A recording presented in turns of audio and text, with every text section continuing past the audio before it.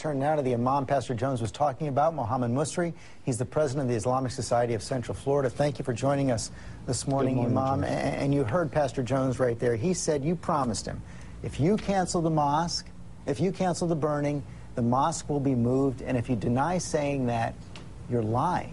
What's your response? First of all, thank you. And second, I do not have any control over the mosque in New York, neither do I have control over Pastor Jones over here.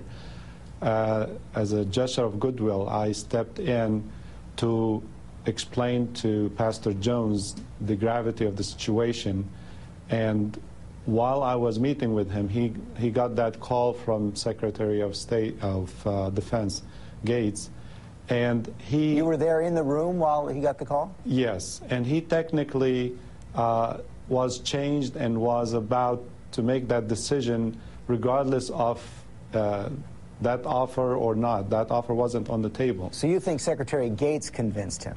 I think Secretary of Defense made it clear to him that this is putting our troops in grave danger and he ought to cancel it.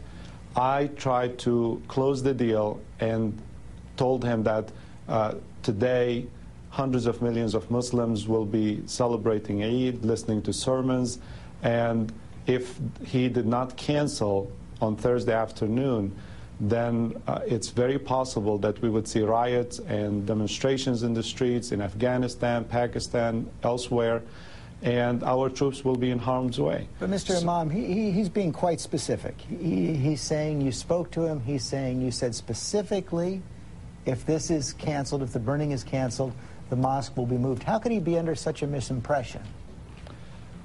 He stretched and exaggerated my statements. I told him I will help him. I heard him speaking on the radio saying that he wishes that in exchange for canceling, he would like something similar to canceling or moving that mosque in New York. So what did you say right then?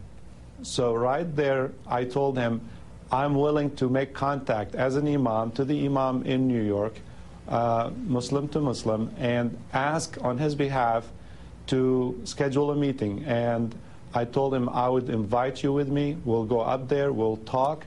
I will make the case because I myself feel that that would be the best solution up there. So you promised to set up a meeting. You yourself believe that the Islamic Center should be moved, but you never told him that the mosque will indeed, the center will indeed be moved.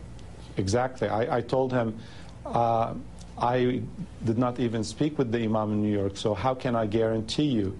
He said, as long as we go up there, we meet, and an effort is made, even if it takes 10 years, he is okay with it. So is the meeting still going to happen?